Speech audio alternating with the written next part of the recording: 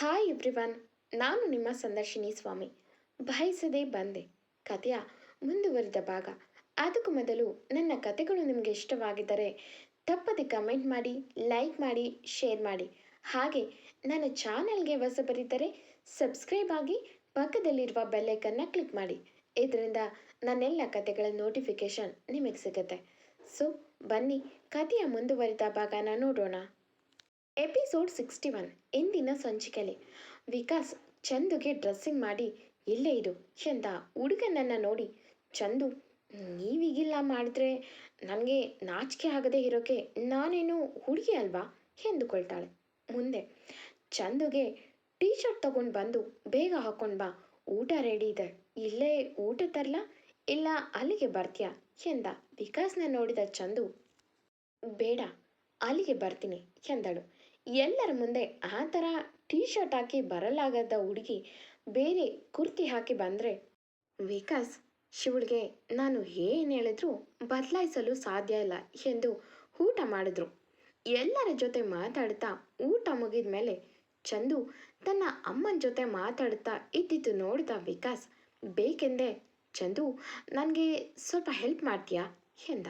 ಲಕ್ಷ್ಮಿಯವರು, ಹೋಗಮ್ಮ, ಏನು ಹೆಲ್ಪ್ ಬೇಕು ಮಾಡು ಎಂದು ಅಲ್ಲಿಂದ ಹೋಗ್ತಾರೆ. ಅಲ್ಲೇ ಇದ್ದ ದೇವರಾಜ್ ಅವರು, ಅಲ್ವಾ ಮಗನೆ, ನನ್ನ ಸೊಸೆ ಕೈಯಲ್ಲಿ ಏನು ಕೆಲಸ ಮಾಡಿಸ್ಕೋತೀಯ, ಪಾಪ ಕೈ ನೋವಿದೆ, ಬಾ ಅದೇನು ನಾನೇ ಹೆಲ್ಪ್ ಮಾಡ್ತೀನಿ ಎಂದರು. ದೇವರಾಜ್ ಬಳಿ ಹೋದ ಹುಡುಗ, ಡ್ಯಾಡ್ ನಿಮ್ಗೆ ಯಾಕೆ ಪ್ರಾಬ್ಲಮ್ಮು, ನಾನೇನು ಮಾಡ್ಕೋತೀನಿ, ಸೊ ಹೋಗಿ ರೆಸ್ಟ್ ಮಾಡಿ ಎಂದು ನಗುತ್ತಾ ಹೋಗುತ್ತಿದ್ದವನ ಮುಖ ನೋಡಿ ದೇವರಾಜ್, ನನಗ್ಯಾಕೋ ತುಂಬ ನಿದ್ದೆ ಬರ್ತಿದೆ ಎಂದು ಅಲ್ಲಿಂದ ಎದ್ದು ಹೋದರು. ಅಲ್ಲಿದ್ದ ಹೆಂಗಸರು, ಹಾಂ ಇದೇನಿದು, ಇಷ್ಟು ಬೇಗ ನಿದ್ದೆನಾ ಎಂದುಕೊಂಡ್ರು. ಚಂದುಗೆ ಮಾತ್ರ ಚೆನ್ನಾಗಿ ಗೊತ್ತಾಗಿತ್ತು ಈ ವಿಕಾಸ್ದೆ ಏನು ಕೆಲಸ ಎಂದು. ಸೀದಾ ವಿಕಾಸ್ ರೂಮ್ಗೆ ಹೋಗಿ ಟೀ ಶರ್ಟ್ ಧರಿಸಿ ಸುಮ್ಮನೆ ಮಲಗಿದ್ದ ಹುಡುಗಿ ನೋಡಿ ವಿಕಾಸ್, ಹೋ ಮೇಡಮ್ಗೆ ತುಂಬ ಕೋಪ ಬರುತ್ತೆ ಎಂದು ತಾನು ಹೋಗಿ ಅವಳ ಪಕ್ಕ ಮಲಗಿ, ಯಾಕೆ ಕುಳ್ಳಿ, ಕೋಪ ನಿನಗೆ, ಹೋ ನಿಮ್ಮ ಅಮ್ಮನ ಹತ್ರದಿಂದ ಇಲ್ಲಿಗೆ ಕರ್ಕೊಂಡು ಬಂದೆ ಅಂತನಾ ಎಂದ. ಆಗಲೂ ಹುಡುಗಿ ಮಾತಿಲ್ಲದೆ ಮಲಗಿದ್ದ ಹುಡುಗಿ ನೋಡಿ, ಓಹೋ ಗರಂ ಇದ್ದಾರೆ ಎಂದು, ಸತ್ಯಭಾಮೆ ಸತ್ಯಭಾಮೆ ಕೋಪ ಬೇಕೆ ನನ್ನಲ್ಲಿ ಎಂದರೆ ಚಂದು ಯಾವಳವಳು ಎಂದು ಕೋಪದಲ್ಲಿ ಎದ್ದ ಹುಡುಗಿ ನೋಡಿ ವಿಕಾಸ್ ಬಾಯಿ ತೆರೆದು, ಲೇ ಕುಳಿ, ಬೇರೆ ಯಾರೂ ಅಲ್ಲ, ನೀನೇ ನನಗೆ ಸತ್ಯಭಾಮೆ ಕಣೆ ಎಂದು ಮುಸಿ ಮುಸಿ ನಗುತ್ತಿದ್ದವನನ್ನು ನೋಡಿ, ಸುಮ್ಮನೆ ಮಲ್ಕೊಂಡ್ರೆ ಸರಿ, ಇಲ್ಲ ಅಮ್ಮನ ರೂಮ್ಗೆ ಹೋಗ್ತೀನಿ ಎಂದಳು ಚಂದು.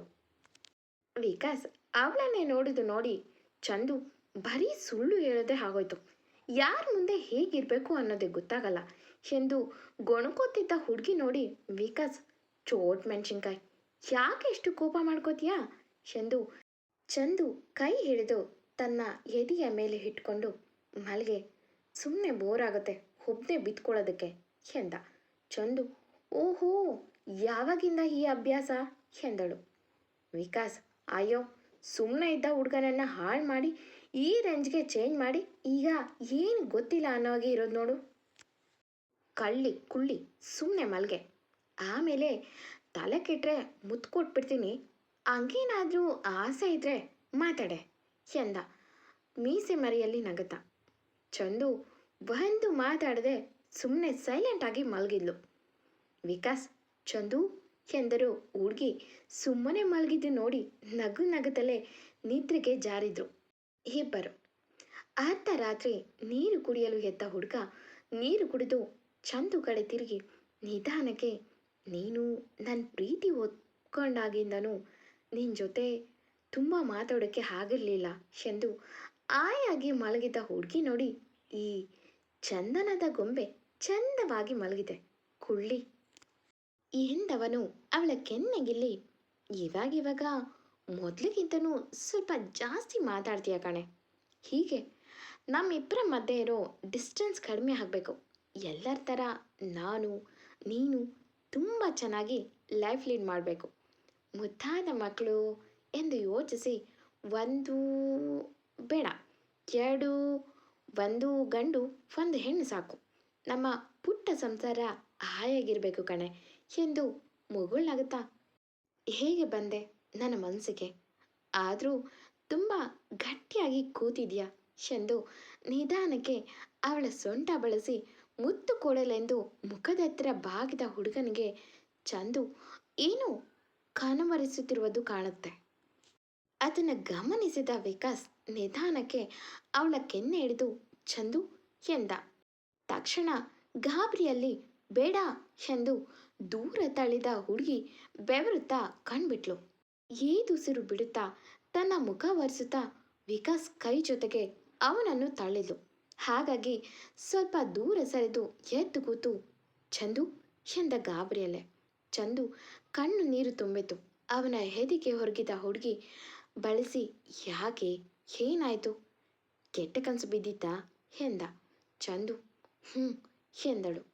ವಿಕಾಸ್ ಏನ್ ಕನಸು ಎಂದ. ಏನು ಹೇಳದೆ ಸುಮ್ಮನಿದ್ದ ಹುಡುಗಿ ನೋಡಿ ಯಾಕೆ, ಹೇಳು, ಏನು ಕನಸು ಎಂದ. ಪ್ರೀತಿಯಿಂದ ಅವಳ ತಲೆಯನ್ನು ಸವರುತ್ತ ಚಂದು ಮತ್ತೆ ಮ್, ಮತ್ತೆ ಅದೇ ಥರ ಮೈಮೇಲೆಲ್ಲ ಕೈ ಆಡಿಸದಂತೆ ಎಂದು ಹೇಳಿದ ಹುಡುಗಿ ನೋಡಿ ವಿಕಾಸ್ ಅವತ್ತಿನ ಘಟನೆನ ನೆನೆದು ಕೋಪ ಬಂದರೂ ಚಂದು ಮಗುವನ್ನು ಬೊಗಸೆಯಲ್ಲಿ ಹಿಡಿದು ಕೆಟ್ಟದ್ದನ್ನು ಮರಿಬೇಕು ಕಣಮ್ಮ, ಅದು ಅಲ್ಲದೆ ಅವನೇ ಇಲ್ಲ ಚಂದು, ದಿನಾನೂ ಹೀಗೆ ಕನಸು ಬೀಳುತ್ತಾ ಎಂದ. ಚಂದು ಹ್ಞೂ ಎಂದು ತಲೆ ಆಡಿಸಿದ್ಲು. ವಿಕಾಸ್ ಚಂದುವನ್ನೇ ನೋಡ್ತಾ ಮೇಲೆ ಸ್ಟ್ರಾಂಗ್ ಇದ್ದೀನಿ ಅಂತ ತೋರಿಸ್ತಿದ್ದಾಳೆ, ಬಟ್ ಅವಳಿಗೆ ತುಂಬ ನೋವಲ್ಲಿದ್ದಾಳೆ. ಇವಳ ಮನಸ್ಸು ತುಂಬ ಘಾಸಿ ಆಗಿದೆ ಪಾಪ ಎಂದು ಚಂದು ಕೆಟ್ಟ ವಿಷಯನ ಮನಸ್ಸಿಂದ ತೆಗೆದಾಕಬೇಕು. ಇಂಥ ಕೆಟ್ಟ ವಿಷಯನ ಮರಿಬೇಕು ಚಂದು, ಅದನ್ನೇ ತುಂಬ ಯೋಚಿಸ್ತಿದ್ರೆ ಹೀಗೆ ಕನಸು ಆಗಾಗ ಬರ್ತಿರುತ್ತೆ ಎಂದ.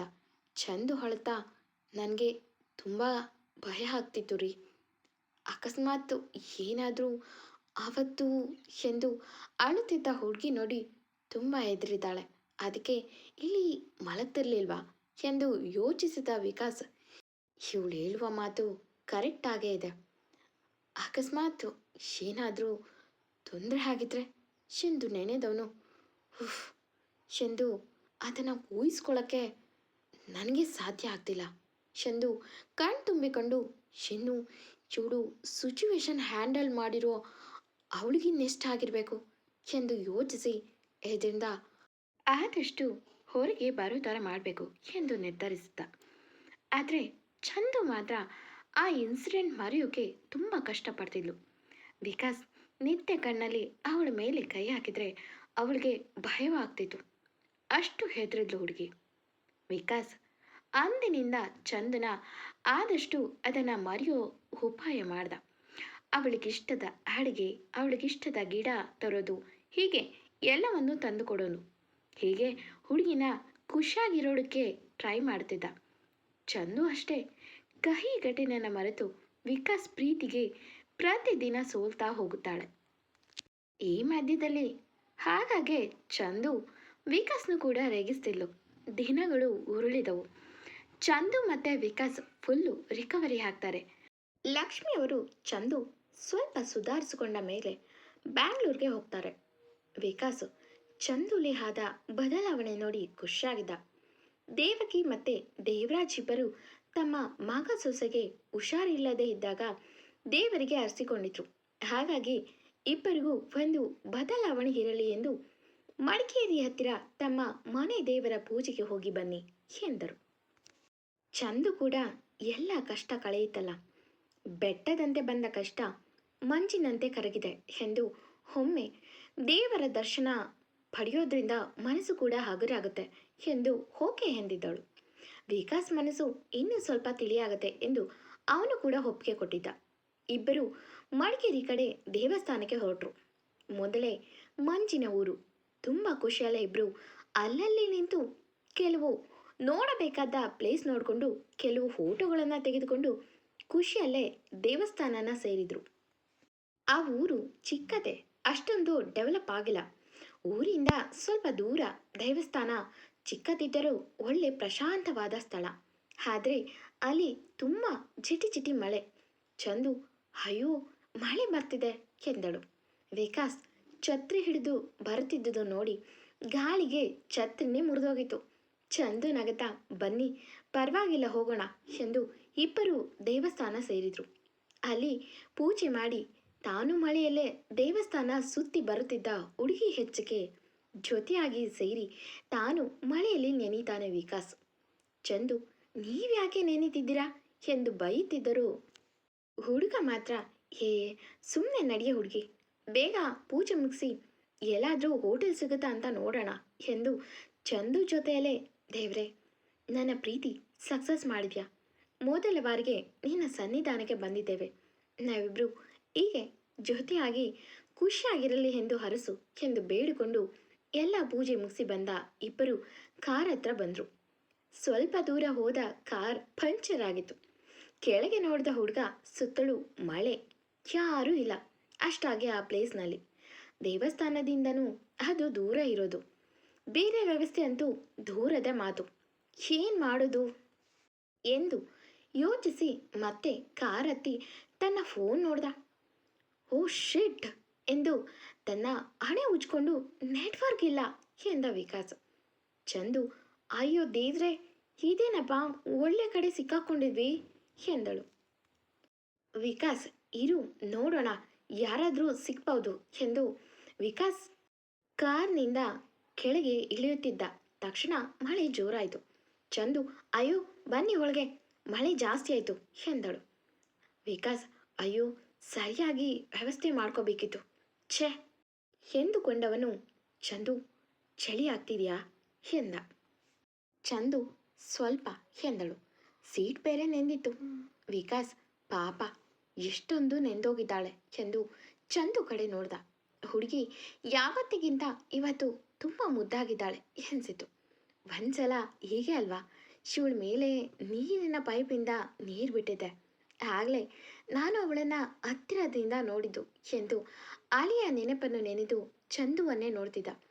ಚಂದು, ಚಳಿಯಲ್ಲಿ ಶೀತ ಆದರೆ ಏನು ಮಾಡೋದು ದೇವ್ರೆ, ಮೊದಲೇ ಸ್ವಲ್ಪ ಶೀತ ಆದರೂ ನನಗೆ ಜ್ವರ ಕಾಯಂ, ಏನು ಮಾಡಲಿ ಎಂದು ಸೀರೆ ನೀರೆಲ್ಲವನ್ನೂ ಹಿಂಡಿ ತೆಗೆಯುತ್ತಾ ಕೈ ಉಜ್ಜುತ್ತಿದ್ಲು.